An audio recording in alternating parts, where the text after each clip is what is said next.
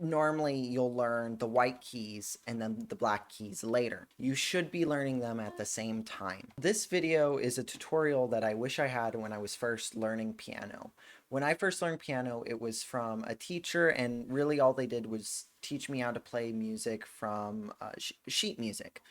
But I didn't understand the fundamentals of piano or music in general. Before, I would just be able to translate what was on the page onto the piano.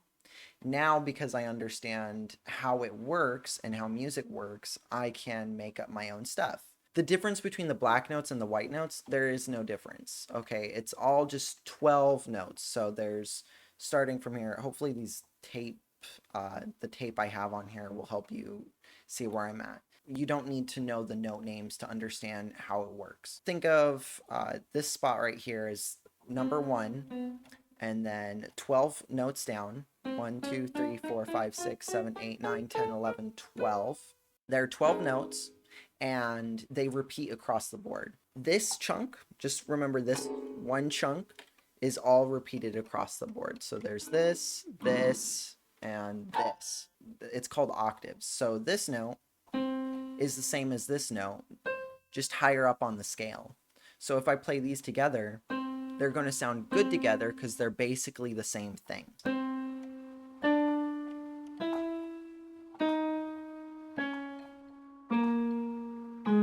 And you can do that across the entire piano. So once you recognize where the 12 notes are, you'll be able to find that same note over here because they look the same. Okay, it's not as confusing as it first appears. Normally you'll learn the white keys and then the black keys later. You should be learning them at the same time. Okay, it'll make music, understanding how music works, a lot easier. So for instance, even though we have 12 notes to work with, you can't use all of them at the same time, otherwise it's going to sound muddy. Okay, think of it like a rainbow. Here's like purple and then whatever, like red. Okay, if you blend all the colors together, you're going to get mud, brown, black. You need to be particular about what notes you're putting together. How do we know that this and this and this are going to go together? How do I know they're going to sound good? It's because the distance between the notes is more important than the note name. So I can take this note, and before I even play it, I know it's going to go good with this note, and this note. Or it could go with this note, or this note, and this note. So I could go, or I could go, or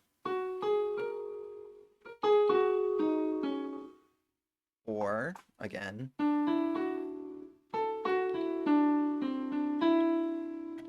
How am I doing that? How do I know it's going to sound good? It's the intervals, the distance. So I can take any note on the keyboard. Let's say arbitrarily it's this one. This is number 1. This is our home note. I know any note that's 2 notes away from it is going to sound good, because if they're too close together, they're going to interfere with each other. So if I play 2 notes like this, 2 that are right next to each other, it's the sound waves are going to interfere with each other. They're going to be dissonant. So I know if I play a note that is 1 note away from it, so it's not going to sound as dissonant. It's going to go with it. So I can take our number 1 note, and any note that's 2 notes away from it is going to sound good. So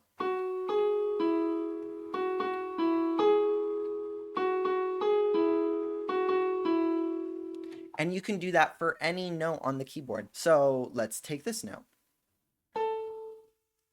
2 notes away, up, is going to be this note. 2 notes down, this note.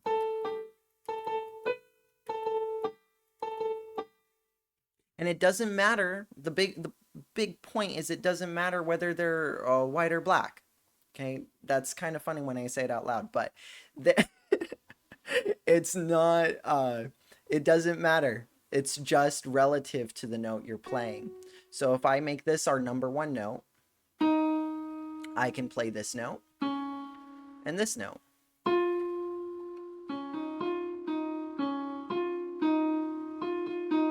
So the idea is you have a number one note and you find all the other notes that are going to go well with it. Once you start learning functional harmony, how the keyboard functions, how sound functions, you'll be able to pick up these larger intervals. We have 12 notes to work with, so how you can separate all of those notes to where they sound good is you take 7 out of 12. So start from the number one. Let's make this our number one. Counting all the way up to 7, we skip certain notes. If this is our 1, we'll skip, skip, don't skip, skip, skip, skip, don't skip. And look, we're right back at our octave. And like I said before, every note has its octave. So it's not like this is one 12 set of keys that you have to work with. You could move this 12 set of keys anywhere, and that's the palette you're working with. So we'll pick this note. It's in between the two black notes right here. So there's 12 notes in here that we can work with, but if we play all those 12 notes, it's going to be muddy. Same over here if we take this note. If we play all the 12 notes that are in between the octave, it's going to sound muddy. So that pattern I showed you, the skip, skip, don't skip, skip, skip, skip, don't skip, it's going to sound good. The big takeaway again is that it's relative. You can apply that to any note. It's not just the white keys that you have to work with. It's any set of keys. So let's say we have this note. I can follow that pattern. Skip, skip, don't skip. And that's our 1, 2, 3, 4, 5, 6, 7, and we're back to our octave. My favorite key to play in, because that's what you're doing. You choose a key and you play in that key. So if I make this my key, this black note right here, if I make that my key, then I'll know what colors, what tones I can work with that are always going to work with this key. That's what it means to play in a key.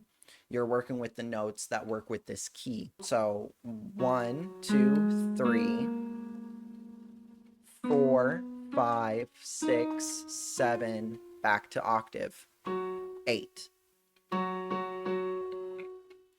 I like this key and I want to teach it to you for this video because out of those 7 notes, more of them sound harmonious than others. So it's the notes you want to look for is the 1, 2, 3, 4, 5, 6, skip 7, and back to octave. This is called the pentatonic scale. And the pentatonic scale sounds great because all of these notes, none of them clash with each other because they're the perfect distance, right? They're like, think of a crayon box. It doesn't have all the colors. It just has certain crayons, and you can draw whatever you want, and it's always going to sound good. And that's what I've realized for improvising is just pick the notes you know are going to sound good and play with those. Start simple. Don't try playing all the notes, all the crayons. Otherwise, you're going to end up with a brown, black, bloody, icky mess. Start with the basic primary colors, primary tones, okay? And that's the pentatonic scale. Here's one pentatonic scale, and I like it because it's all the black keys. 1, 2, 3, 5, 6.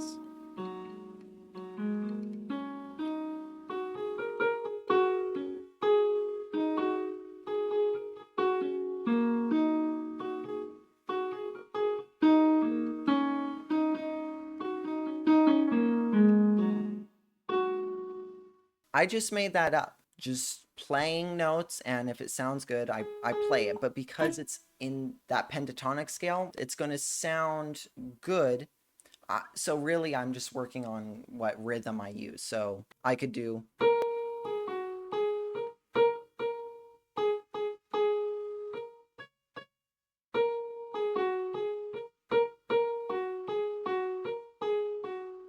Because melodies are made out of scales, and most of them, especially kid songs, use pentatonic scales. Okay? Pentatonic scale is universal. I'm not trapped right here. The melody doesn't live here. The melody is in the rhythm. I can play that same melody down over here.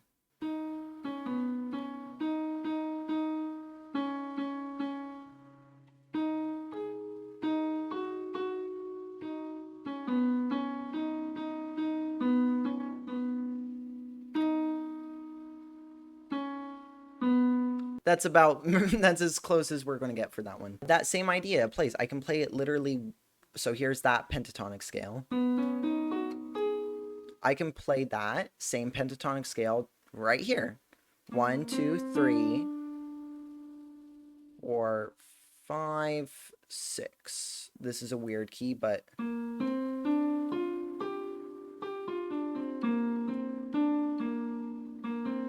and I can play Mary Had a Little Lamb right here.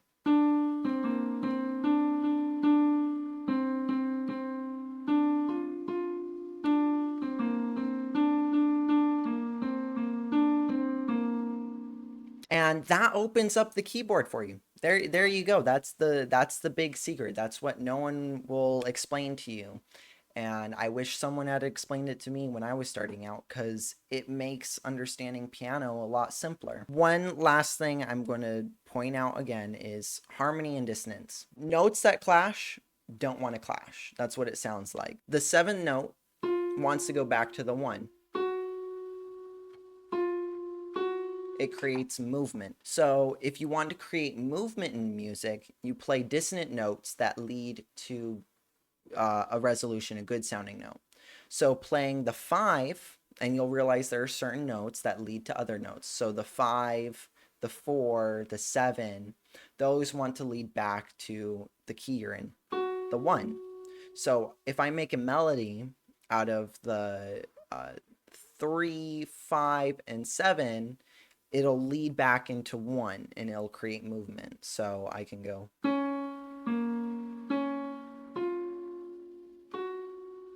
See how it wanted to resolve up? It could even resolve down to this because it's the same note. So I could go.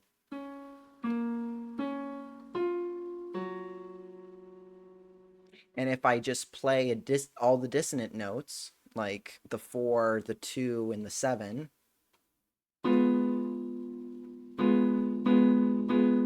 there's a lot of tension in that, and it wants to go back to the 1. So I'll play it. Dissonant notes like the 4, 7, 6, 2, all those dissonant notes want to lead back to the 1. I didn't cover everything. I might have covered a lot, but that's not everything. I didn't even touch on chords, how to make chords, all the different functions for all the 7 notes that we have. But this is enough to get you started, and I hope you appreciate it and learned something. Thank you very much, and best of luck on your musical journey. Bye-bye.